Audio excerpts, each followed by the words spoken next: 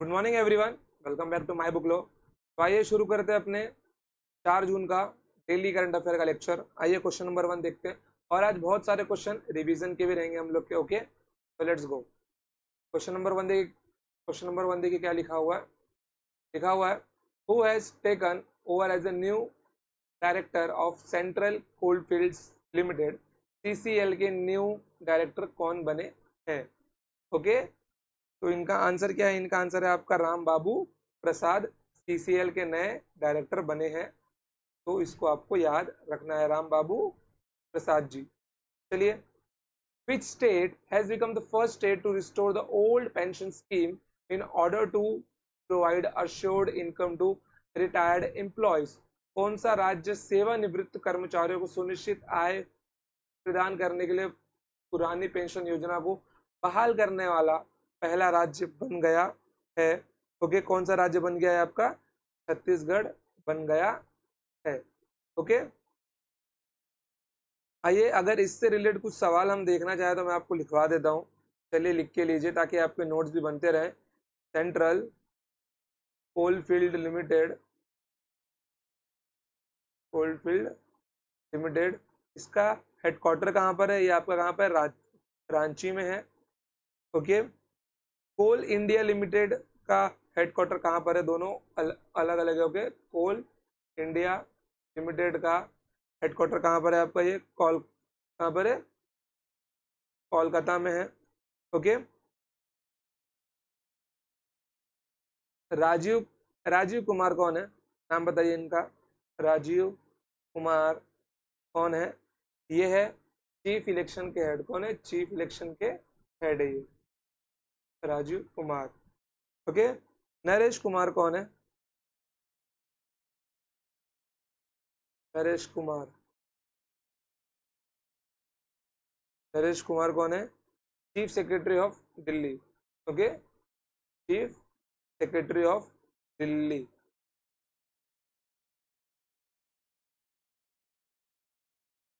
Chief secretary of Delhi. आप भी मेरे साथ में लिखते रहिए ताकि आपका नोट्स बनता रहे। ओके, चलिए तो बढ़ते हैं आगे। एक और लिख के लीजिए, इससे अच्छा है। Most in most trusted public sector unit कौन है? बताइए, most trusted public sector unit कौन है? ये आपका कौन है?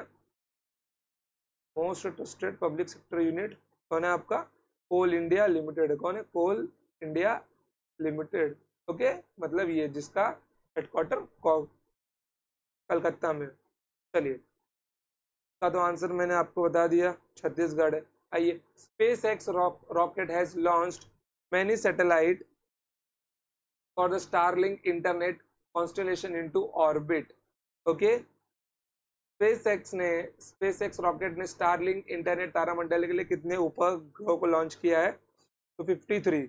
और अगर मैं आपको एक चीज बताना चाहूँ, स्पेस एक्स, इसके फाउंडर कौन है बताइए? इसके फाउंडर कौन है आपके? Elon Musk. कौन है? Elon Musk. आज के सबसे मतलब बोलते हैं ना प्रभावशाली एंटरप्रेन्योर, जिन्होंने अभी अभी ट्विटर को बाय किया है। ट्विटर के नए ओनर बन गए हैं। कितने बाय किया है? 44 बिलियन डॉलर्स में। कितने में बाय किया है इन्होंने ट्विटर को? 44 बिलियन डॉलर्स में बाय किया है। ओके, स्पेस एक्स का हेडक्वार्टर कहाँ पर है आपका? यूएसए में है। ओके, के फाउंडर इलॉन मस्क है। 53 सैटेलाइट्स को लॉन्च किया है इन लोगों ने। अभी सैटेलाइट लॉन्च क्यों किया गया? देखिए यहाँ पे लिखा हुआ है स्टारलिंक इंटरनेट कॉन्स्टेलेशन। ये वायरलेस इंटरनेट प्रोवाइड करवाना चाहते हैं, मतलब डायरेक्ट स्पेस से। कहाँ से? डायरेक्ट स्पेस में से। समझ गए? मतलब कि आपको अब इंटरनेट के लिए इंटरनेट के, देखिए अभी आप जो वाईफाई यूज करते हो आपके फोन में वो वायरलेस ही कनेक्ट होता है, लेकिन आपका जो वाईफाई है वो तो वायर के ऊपर कनेक्ट होता है, उसके पीछे एक इंटरनेट केबल लगी हुई होती है। तो ये जो प्रोग्राम है इसका मेन उद्देश्य यही है कि वायरलेस इंटरनेट सबको मिल सके। तो हम लोग अपने राउटर को, इन केस अगर उसके अंदर बैटरी वाला कोई प्रोग्राम आ जाता है, उसके अंदर अगर बैटरी वाला कोई प्रोग्राम आ जाता है तो हम लोग अपने राउटर को कहीं भी लेके जा सकेंगे, उसके अंदर एक मोबिलिटी आ जाएगी। ओके, और ये प्रोग्राम उसको और अच्छा बनाने में सहायक सिद्ध होगा। चलिए, ओके, क्वेश्चन नंबर 14 देखिए, who among the following has become the president of United Arab Emirates. निम्नलिखित में से कौन संयुक्त अरब अमीरात के राष्ट्रपति बन गए हैं? कौन कौन बने यहाँ पे? मोहम्मद बिन जायद। चलिए, इससे रिलेटेड कुछ क्वेश्चन लिख के लेते हैं। UAE, United Arab emirate. Okay, सबसे सिंपल क्वेश्चन, यहाँ की राजधानी का नाम क्या है? ओके, यहाँ की राजधानी का नाम क्या है? Abu Dhabi. क्या है? Abu Dhabi. ओके, यहाँ की करेंसी क्या है? दिरहम। क्या है? दिरहम। ओके, यहाँ पर प्रोविंस कितने हैं? प्रोविंस कितने हैं यहाँ पर? 7 यहाँ पे प्रोविंस है। ओके, फर्स्ट पेपरलेस गवर्नमेंट किसकी गवर्नमेंट बन गई है? फर्स्ट पेपरलेस गवर्नमेंट किसकी गवर्नमेंट बन गई है? यूएई की गवर्नमेंट बन गई है फर्स्ट पेपरलेस गवर्नमेंट। यहाँ पर फर्स्ट हाइड्रोजन फ्लाइंग बोट भी लॉन्च हुआ है। फर्स्ट हाइड्रोजन फ्लाइंग बोट का नाम क्या रखा गया है? दी जेट। क्या रखा गया है? दी जेट। ओके, यहाँ पर वर्किंग डे कितने हैं? 4.5 दिन यहाँ पर क्या है आपके? Working day. ओके, 4.5 दिन क्या है यहाँ पे आपके? Working day in a week. Working day UAE में इन अ वीक।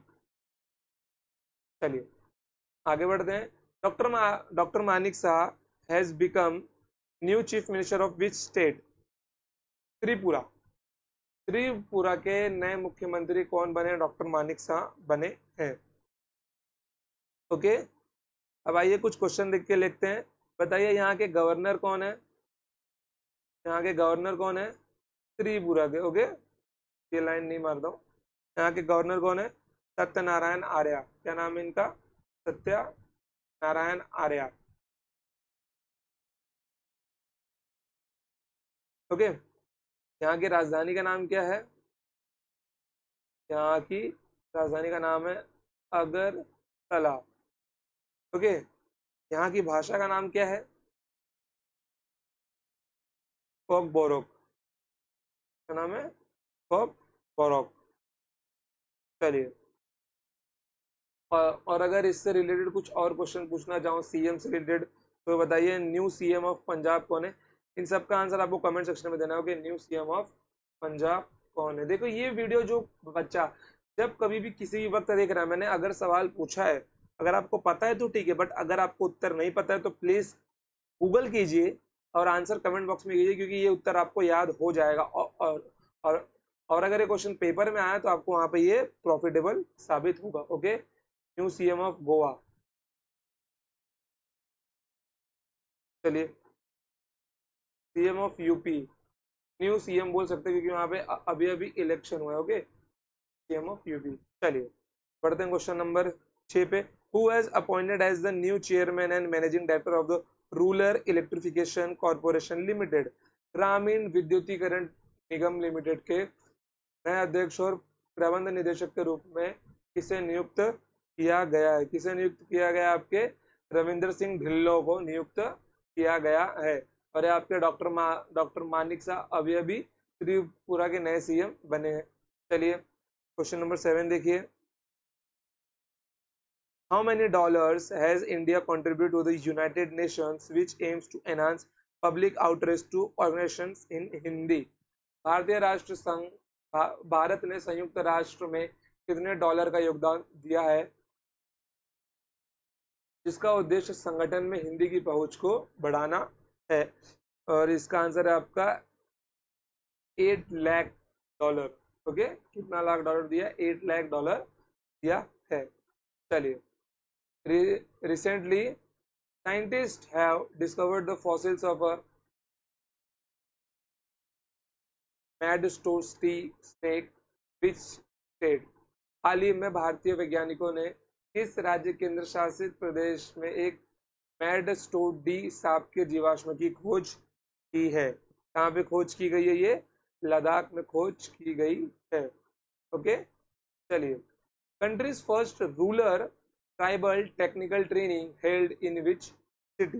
देश का पहला ग्रामीण आदिवासी तकनीकी परीक्षण किस शहर में आयोजित किया गया है? भोपाल में आयोजित किया गया है। भोपाल में आयोजित किया गया है। ओके, भोपाल में आयोजित किया गया है। चलिए, क्वेश्चन नंबर 10वां देखिए। Which country men's badminton team has won the Thomas cup title for the first time? ये क्वेश्चन मैं आपको बहुत बार बता चुका हूँ, इंडिया ने ये कप जीता है और इसकी एक वीडियो सोशल मीडिया साइट के ऊपर भी बहुत वायरल हुई थी, वो भी आपने देखी ही होगी कि इंडिया ने फर्स्ट टाइम थॉमस कप जीता है। चलिए, ओके, चलिए इससे रिलेटेड कुछ क्वेश्चन देख के लेते हैं हम लोग, ताकि आपका नोट्स बन सके। थॉमस कप 2022, इसका आयोजन कहाँ हुआ था? बैंकॉक में। कहाँ हुआ था? बैंकॉक में। ओके, चलिए, इसके विजेता कौन बने हैं? इंडिया। और उप उप विजेता कौन बने हैं? मीन्स सेकंड रैंक पे कौन आया है? इंडोनेशिया। कौन आया है? इंडोनेशिया। ओके, चलिए। और ये थॉमस कप कौन से गेम से रिलेटेड है? बैडमिंटन। ओके, तो बैडमिंटन प्लेयर्स के नाम बताइए, जो टॉप के प्लेयर्स हैं बैडमिंटन में, क्या नाम है उनका? पहले तो है आपकी पीवी सिंधु। ओके, दूसरा दूसरा कौन है आपका? सानिया नेहवाल। सानिया नेहवाल। फिर कौन है आपका? लक्ष्य सेन। लक्ष्य सेन, जितने नाम मुझे अभी याद आ रहे हैं मैं उतना लिख रहा हूँ। ओके, लक्ष्य सेन, पी कश्यप। फिर आप में आपके ज्वाला गट्टा।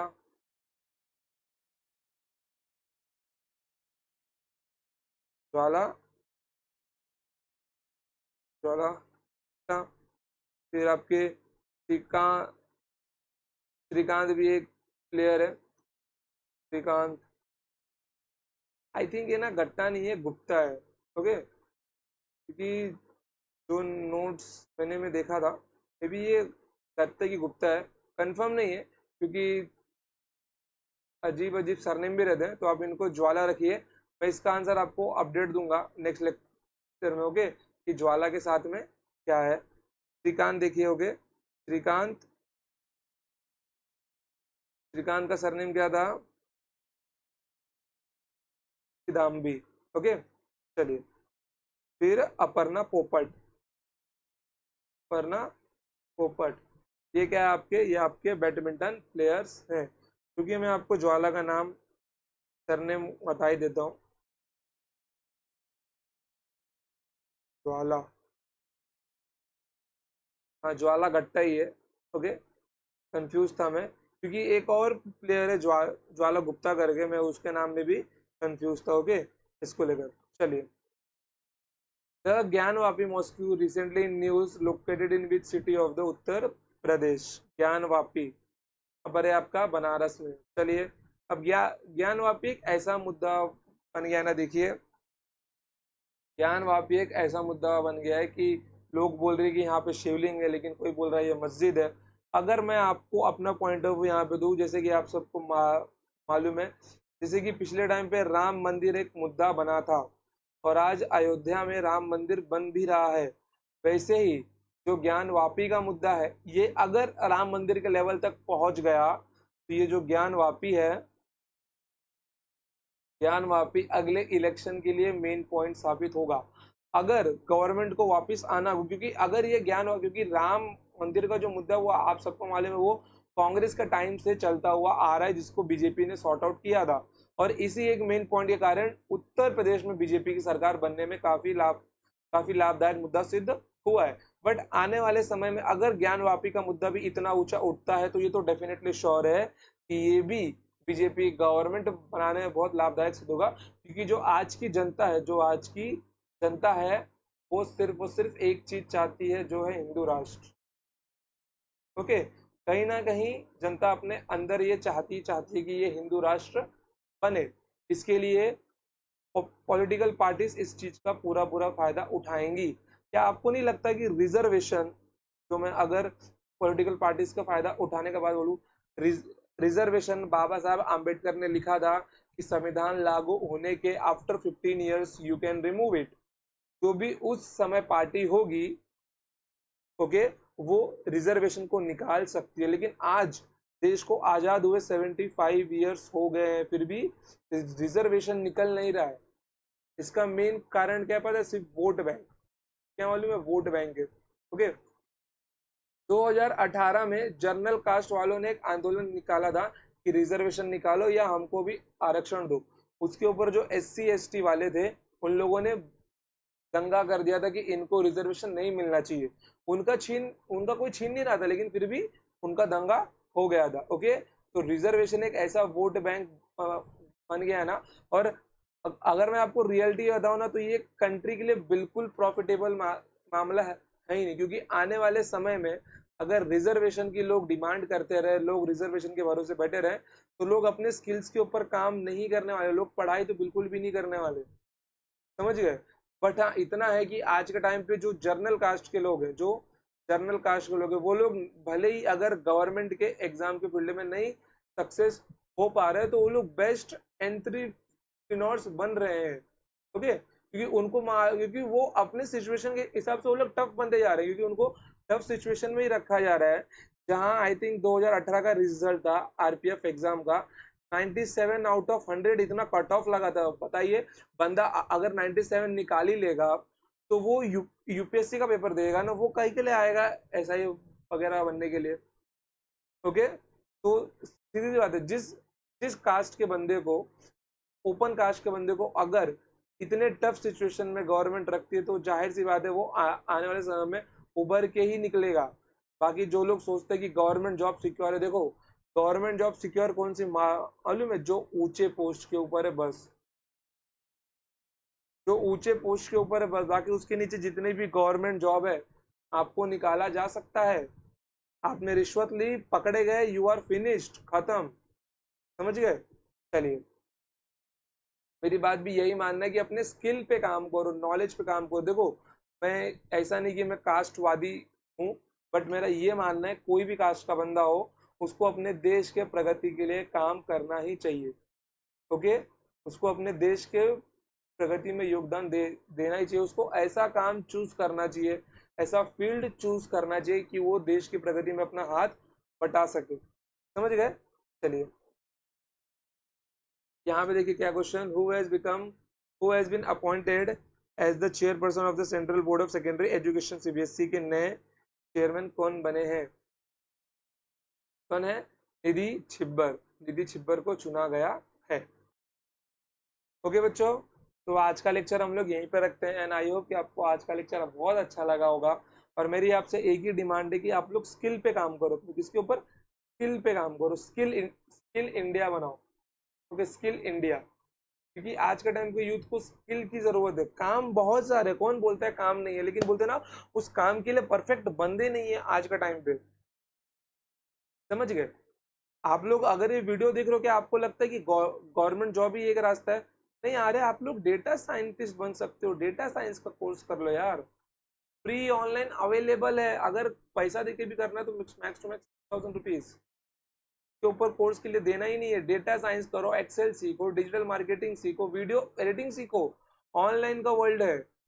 इस बार आपको पता है, यूट्यूबर्स ने 6,800 करोड़ रुपए टैक्स पे किया है। जितने भी यूट्यूबर्स है इंडिया के अंदर, सबका मिलाकर, समझ गए? इतना बड़ा अमाउंट केवल ऑनलाइन फील्ड से जनरेट किया गया है, सिर्फ इन द टैक्स। उनकी कमाई अलग। मैं भी आपको वही बोल रहा हूँ, अगर आप लोग गवर्नमेंट जॉब की तैयारी कर रहे हो, तो कोई एक ऑनलाइन स्किल भी सीखते रहो। क्योंकि आने वाला समय ऑनलाइन का ही है। और उसमें प्रॉफिटेबल स्किल कौन सी? आपकी SEO है, SMM है, वीडियो एडिटिंग है। उसके अंदर वीडियो एडिटिंग, उसमें भी दो सबसे जो बेस्ट सॉफ्टवेयर है, एक है आपका Adobe premiere pro, Adobe premiere pro, और एक आपका है आफ्टर इफेक्ट्स। क्या? After effects. ओके, तो बहुत सारे कोर्सेज है जिनको मैंने लास्ट टाइम सिखाया था। मैं फिर से बता रहा हूँ आपको, आप इन कोर्सेज पे ध्यान दो, अपनी तैयारी करो और पढ़ाई को मजबूत करते रहो। ओके बच्चों, तो आज के लिए इतना ही, मिलेंगे next time. Till then tata bye bye, जय हिंद, जय भारत, लव यू ऑल।